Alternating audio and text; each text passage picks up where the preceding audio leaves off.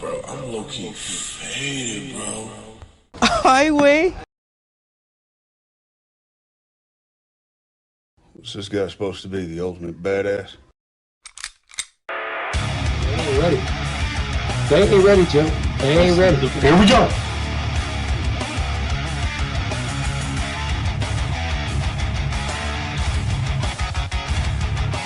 I'm gonna go Almond around here, guys.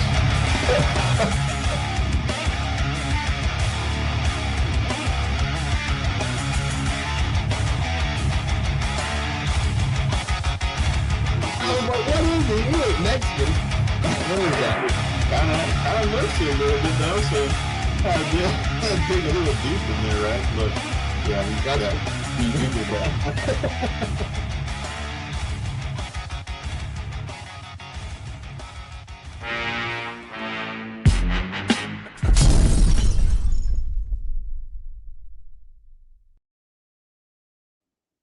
Hey, what's up, everybody? Welcome to a new episode of the Frisco Report.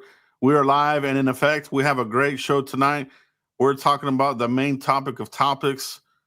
It's time, bro. The Matt Eberflus replacement discussion, bro. What's up, Mike? What's going on, you guys? Welcome to the Frisco Report. Joe, what's going on with you, dude? Yeah, man. It's what's on everybody's mind. You know what is going to happen with the defense? It's clearly the number one thing that is holding back this team. Right. So Schottenheimer said that he was going to ride it out. Who knows if that's really true, if that's really what's going to happen here. Eberflus has the biggest endorsement in the room, though. The Jones family. I mean, these are the guys that brought him in. You know, this wasn't a Schottenheimer hire. So he has the Joneses in his corner, Mike. So first of all, before we get into possible replacements, Mike, and then we'll talk about this real quick. Does Eberflus survive the season, or what are you predicting here happens to Eberflus? I think if the Commanders and the Broncos beat us before that bye week, or it's the Cardinals, I can't remember, but the next two games, if they lay the egg that they laid up against the Panthers, I think he gets fired in 2 weeks. I think he gets fired before the bye week. Yeah, no, I despite so Jerry Jones gave the kiss of death, saying that, you know, the whole thing about I want him in this hole. He had this whole thing before, and it usually is a hint that this person is on the way out. Anytime he said this thing about I wouldn't want anybody else in the foxhole or this and that, they're doomed, bro. So it's a kiss of death. Even though this was a Jones hire, you know, maybe Steven, who knows? But I just don't see this going the full distance like this, bro. There's just no way. And we've seen them do the substitutions, benchings, you know, this sorts of things. So there is nothing else left to do. You know, I mean, there's people coming out with videos about, with 5 things they can change. I mean, there's nothing else they can change. I mean, it's delusional at this point, Mike. You know, I think it is a combination of talent and coaching, but coaching is definitely the hugest part of this whole issue, Mike, is Eberflus. Yeah, man. And it's not only like benching players and doing that stuff. 2 weeks ago, what was it? We're going to simplify the defense, right? We're going to make it a one-word defense. Mm-hmm. And then the reporter asked Schottenheimer after that Panthers game, dude. They said, "Do you have the personnel to run Matt Eberflus' scheme?" The obvious answer is no. So if we don't have the personnel to run the Matt Eberflus scheme, what personnel do we have, and what scheme can we run with the guys that we have? You can't turn over 11 guys for one defensive coordinator who has no control, no thumbprint on anything. And so I would rather turn over the coach than a turnover 11 players, because majority of these guys, Deron Bland, Trayvon Diggs, Osa, Malik Hooker, Donovan Wilson, Y.A. Thomas even, these guys excelled under who? Dan Quinn. just a few years ago. These guys played better under Mike Zimmer than they are doing right now under Matt Eberflus. So it's not the players, it's the scheme. Get Matt Eberflus the flip out of here. Yeah, he's the he is public enemy number one. Right, longer Al Capone. It is Matt Eberflus, right, Mike? So That's right. That being said, I think we're on the same page as that. I don't think he survives the season. So, and you said, simplify. Anytime they say simplification or this thing, red flag city. Then the thing about it too, Mike, remember in the preseason, there was questions about it, and Schottenheimer said, "Oh, we're running vanilla. Everything's vanilla right now." Well, what the heck have they been running?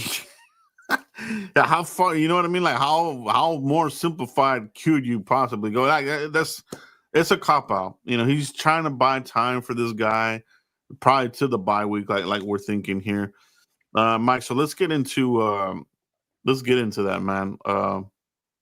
Give me your thoughts. We're going to talk about in-house options, in-season options, and then I'm going to give you some that could be possible candidates in the offseason at the end of the year, Mike. So go ahead and kick this thing off. Yeah, there's only really one in-house candidate, Joe. And there's really not a lot to pick from. I mean, we talked about this 4 weeks ago here on this channel about what coaches go where. I mean, you got Curtis, you got Andre Curtis, you got David Overstreet, you got Aaron White Cotton, the defensive line guy. I don't think any of these guys can have a thumbprint on what this team needs. If you look at Brian Schottenheimer and you look at the energy that he brings on offense, it works, and it works well. If I'm going to go with the guy here, I'm going to go with one of the youngest guys on the team. I know, but only for an intern spot. And then going to the next year, then we could talk about replacing him, or if he does a good job, maybe even keeping him. But I'm looking for somebody young. I'm looking for somebody that could possibly be energetic. I'm talking about Darian Thompson, all right? He played for us. He was a big special teams guy. He's been a linebackers coach. He's been a nickel secondary coach for us here over the last couple of years. If I'm going to go with the young, energetic defensive coordinator that can relate to players and not a stubborn guy who learned over, let's say, a Rod Marinelli, I'm okay with that. And I'm okay with taking those bumps and bruises with the younger guy like Darian Thompson, because I think players will buy in more to this younger, upbeat guy than let's say an Aaron White Cotton or any of these Andre Curtis, any of these older guys. Give me Darian Thompson. I know that's not a popular pick, but I would pick Darian Thompson. Yeah, he's definitely on the staff, like you said, Mike. Younger player.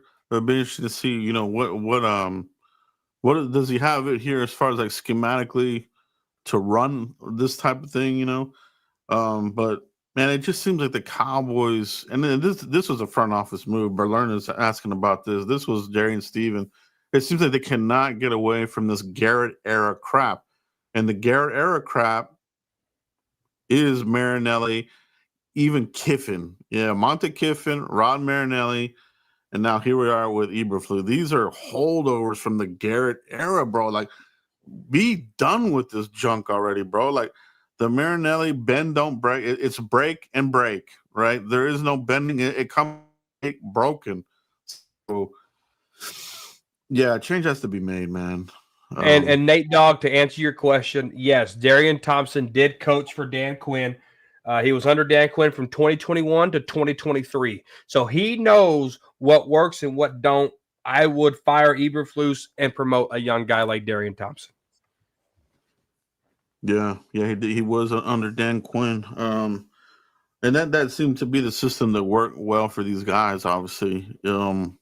So it is interesting to see what they're going to do here, Mike. You're mentioning the intern. That's probably what it'll be. If they cut Eberflus at the bye, you make the change, you make the announcement, whether it's Thompson or whoever, and you were the first top of this, Mike. We covered it here in the Frisco Report. Eberflus was very particular in who he brought off as far as like, you know what? I'm not going to bring anybody in here with DC coordination experience. They want to get rid of me. This is going to be hard. So we talked about here. You brought that up, Mike, and we talked about the roster, the coaching roster, and you nailed it right on the head here, man. So they don't do like, could it be White Cottony? I mean, the Jets didn't want him, right? Right. The front seven isn't even all that good. Like the choices are just scarce, bro. Where it's almost like maybe they do let this dude ride it out. I mean, who knows, bro? But that's a name to keep an eye on. I do like that, Mike. Cowboys, they like familiarity, right? And that's kind of like the whole thing with their coaching hires and that sort of thing, Mike. So, do you have any other names? No, not anything for internal, but we do got a super chat here from Mike. He said, "Yo, Michael and Joe, appreciate you both for always keeping it real. Who do you think is responsible for hiring Eberflus, Schottenheimer, or Steven and Jerry?"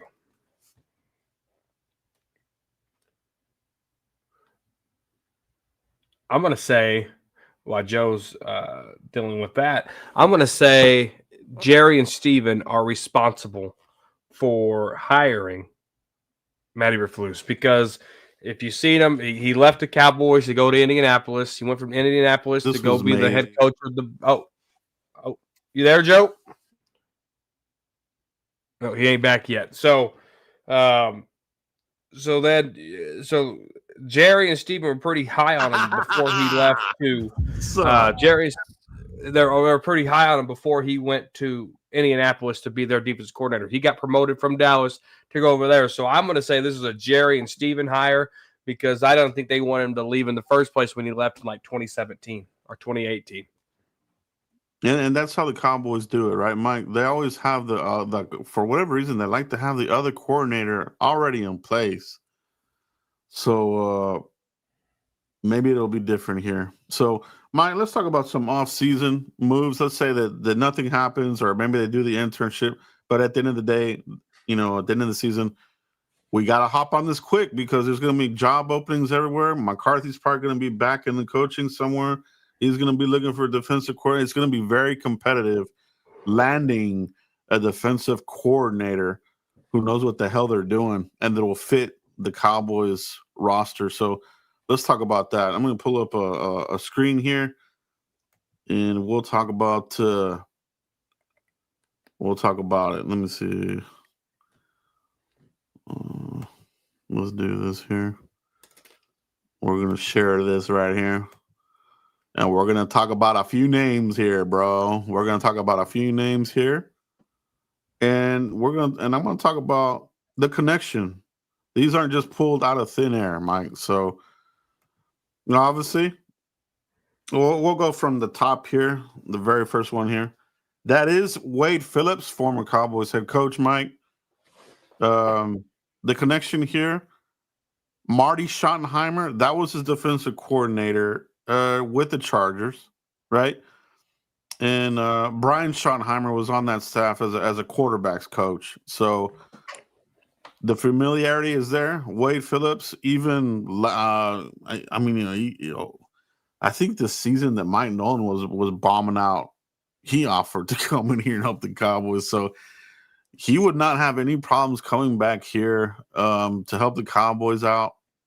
And like I said, Schottenheimer, Wade Phillips, very strong ties there, Mike. So that's a possibility. Also gives you the option of 3-4, bro. Like I've been saying, this team is ripe for a change of the scheme. You can barely run a 4-3. So at this point, it is going to be on the table as far as like, do you go back to the 3-4? You know what I mean? So if you do that, you have a 3-4 guru here and Coach Wade Phillips. The next one, Mike, over here on the right of Wade Phillips, Eric Mangini. All right. The connection here, the Jets, right, Mike? So Eric Mangini was the head coach. Brian Schottenheimer was the up-and-coming hotshot offensive coordinator for the Jets under Eric Mangini. He, too, is a 3-4 coordinator. He also runs a 4-3, so he kind of gives you that hybrid. He can run either of those, which I think would be good in today's NFL, a hybrid 3-4, 4-3 defense. All right. So there's the connection there with those two men. All right. On the right of that, Mike Pettin. All right. Ooh, I've heard that name before. Mike Pettin has been a very, very successful coordinator, defensive coordinator in this league. Right now, he is with where is he at? He is in the league right now as an assistant. I want to say I think the Vikings possibly, if I'm correct. Yes, he's a linebackers coach for the Minnesota Vikings. Yeah. So, and the Vikings, has historically had a pretty good defense. So Mike Pettin, I remember him from the Browns. Wasn't he the head coach for the Browns? He was the Browns head coach for a while there. Yes. But very sound defense, 4-3 guru in Mike Pettin. And then let's go down the screen here some more. We get to this bottom level here. And these are in no particular order. I just want to go over the top ones where the familiarity was. You have a familiar face here in Al Harris, Mike. This is another one if you want to get a Dan Quinn type of disciple. Energetic guy, a guy who really, I thought he coached up the secondary relatively well, when he was with Dan Quinn. So does he's 50 years old, currently with the Chicago Bears as an assistant. So he's familiar with the roster, familiar with the Jones family. I think he even interviewed at one point during the coaching process. So he would be somebody in the mix, Mike. Al Harris. I think like you said, you need a younger guy in here who can connect with these guys, kind of like you mentioned, Darian Thompson. Al Harris is one here. Sticking with the same type of, sticking with similar scheme, Gus Bradley. All right. Ooh. He is a Dan Quinn disciple over there with the Seattle Seahawks. If you remember Gus Bradley, it earned him a coaching hiring with the Jaguars at one point. But he too has run pretty good defenses wherever he's been at. Right now, he's an assistant head coach with the 49ers. He doesn't have the defensive coordinator title over there, but he is on staff with them. He's just sitting there as an assistant head coach. He's not a play caller, so he's there just dangling. He would be a good fit, Dan Quinn type of system, get it going, right? Here's a familiar name here. Bill Belichick, bro. Looks like things are going sideways there in Chapel Hill, North Carolina. He's probably going to be on the way out. It looks like a complete disaster there. And he's going to have to rehabilitate himself. I don't think he comes back in the NFL as a head coach. I think if he wants to coach again, it's going to have to be as a defensive coordinator. You know what I mean? He'll have to humble himself a bit, right? And there's nothing wrong with that. Will he do it? Who knows? But he is an option there, and he gives you that 4-3-3-4 option. And he's one of the best coordinators that have ever done it. Under Bill Parcells, you're getting a Parcells disciple there, Mike. And just to add to that, what we're lacking, and we talked about this just a couple of weeks ago too, we're missing the Jason Garrett scouting experience. Bill Belichick will bring you the scouting experience back to the coaching room and might teach Schottenheimer something. And he might teach Will McBus something. Yeah. No, that's true. He's there defensively. He's really good at talent evaluation. Got that from Parcells. And you said it well, Mike. That's what they're missing there. You know what I mean? They have not been drafting well defensively. And for all the things that McClay, supposedly a defensive guy and this and crap, that's the worst part of their drafting. We've seen them do better offensively. Defensively, they've missed so many draft classes. Eventually something will stick. I mean, they did that with Parsons. But for the most part, it's been a disaster, bro. So he'll be in here. He could be in the mix if he's let go at North Carolina. you have to bring him in here, bro. You have to have a good search. You know what I mean? And it has to be the guys that have skins on the wall, bro. You know? And the last one here, Mike, Jim Schwartz. A very stout 4-3 coordinator. Right now, he's the interim head coach with the Browns. The Browns just let go of Stefanski. So Jim Schwartz, he's going to finish that out and see if he can earn himself a head coach gig there, or maybe, they clear everything out and he's freely available. Wasn't he the defensive coordinator for the Eagles when they won their Super Bowl a few years ago? I think he was. Actually, I think you're right, man. I think, it was in like 20. When was that? 20 COVID year. I don't remember, but I think you're right. I think it was 2017, wasn't it? the first time they went in there. Yeah, he's definitely one of these the top ones. In 2023, he was given the award of NFL. Yeah, he was a defensive coordinator for the Philadelphia Eagles in 2018. Yeah. He helped that defense win their Super Bowl. And the defense is pretty good. The Browns have a pretty good defense. They're the opposite of we have. They have a good defense, a crappy offense. We are just missing that piece on defense. You bring Schwartz in here, that changes it, dude. We're in contention, bro. we're in the thick of it, man. Not only in the division, but in the conference. So, man, we're missing that piece, bro. So these are guys to keep them in mind. Like I said, Schwartz, Belichick, Bradley, the Dan Quinn guy. Dude, I'm going to be honest with you, Joe. If I'm looking at your list, what's the fantastic list? It all makes sense. I would have Jim Schwartz as my number one choice, Bill Belichick my number two, and Mike Pitton my number three. Those would be my 1, 2, and 3, Joe. Yeah, and honestly, bro, I'll be quite honest. I will take any one of these guys over what we have right now, and no BS, man. But for the modern day defense, I think Jim Schwartz really has a good grasp of this. Yes. As far as keeping up to date with the current offenses that are out there, he's a solid coordinator, man. I think he gets the most out of the players, which Eberflus, that's not his deal, man. He is not getting the best out of these players, and you need that type of guy, like a Wade Phillips. He gets the best out of his guys. You talk to any of the Cowboys defenders when he was here, they loved him.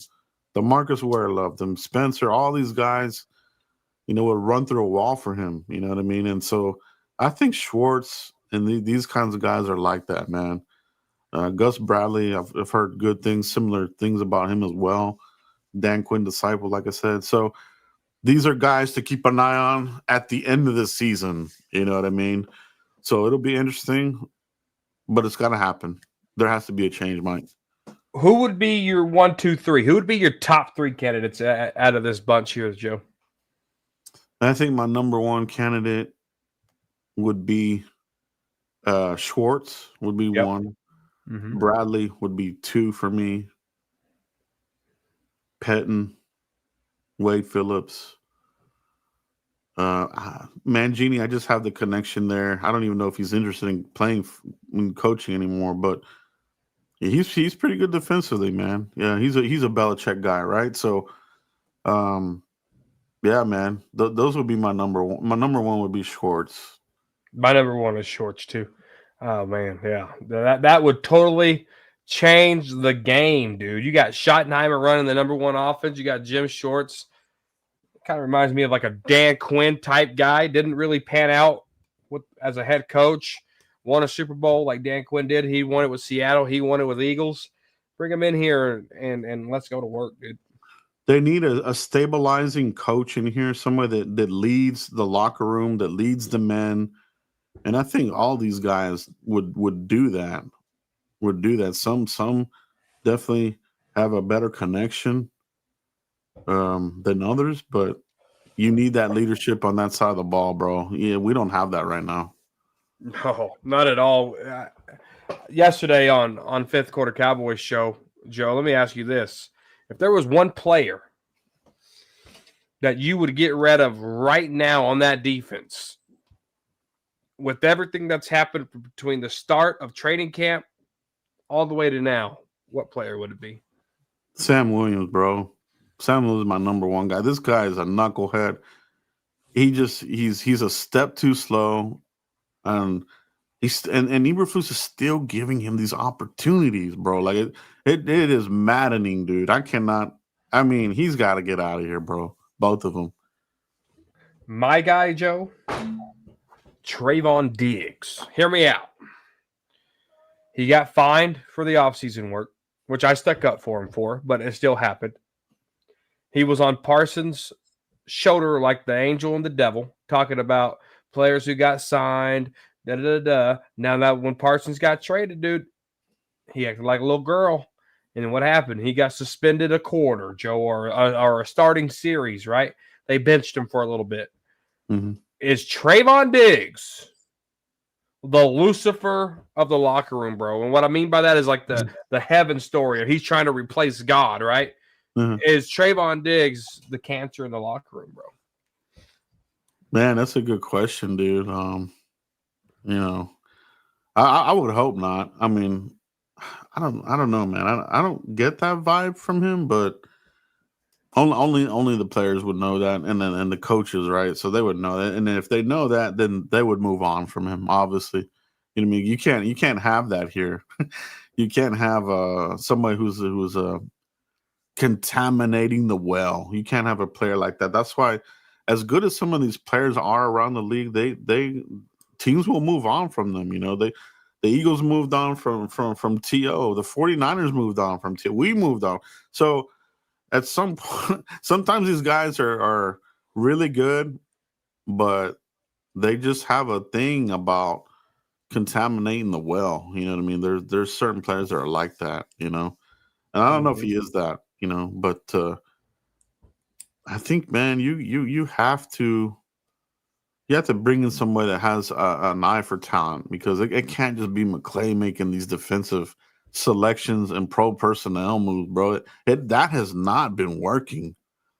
That's scary, dude. Like if they don't get the right defensive coordinating coach in here, dude, we're gonna be picking up more crappy free agents. We're gonna be missing and whiffing on other defensive draft picks, and we have a lot of first round picks. You know, we can't be missing on those. 4 in 2 years. Can't miss on them, dude. We cannot miss on those picks. So No, we can't have another freaking Mozzie Smith trade, dude. It's been a lot. It's been a lot of that, dude. It's been a lot of risking it for no reason. Get the talent in here, man. Talent over risk is the way I would go. You know what I mean? No more Kelvin Josephs. No more Sam Williams. No more even Siobhan Ravel with the freaking already injured.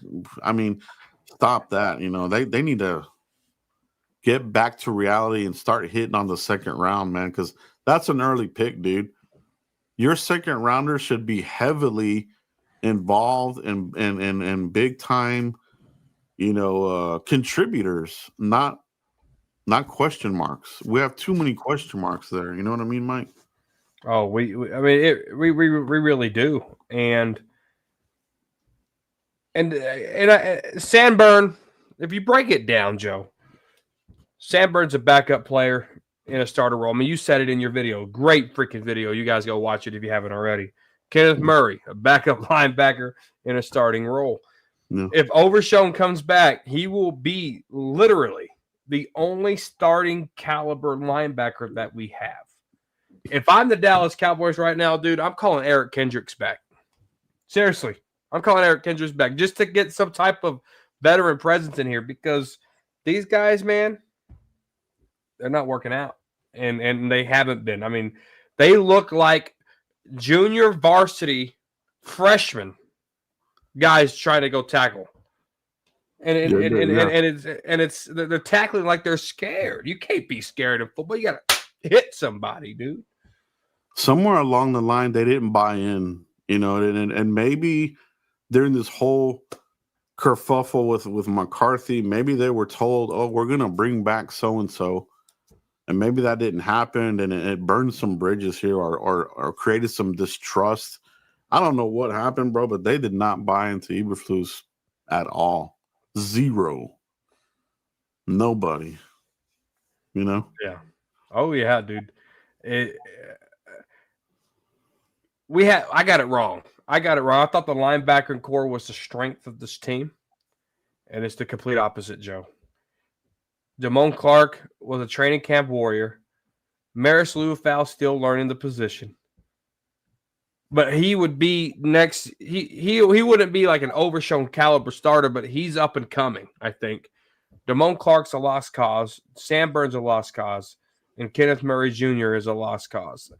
I think we lost Buddy Johnson. I think the Giants picked him up on the practice squad. We lost good talent on the roster because we went with these bums. Yeah, they're missing. They're missing like a player like a LVE, bro. Yeah, Wolf Hunter. That guy had size, had speed. We don't have enough speed in these linebackers. The secondary, you're missing that physicality from even Jordan Lewis. That's a big loss. That was a bigger loss than I think we thought. You know what I mean? Like filling that void. They haven't filled it. You know. So yeah, they've lost some big time players and filled it with a bunch of third stringers, bro. But they did. With some XFL, UFL talent, even. So it's wild around here right now. Yeah, no, it ain't good, dude.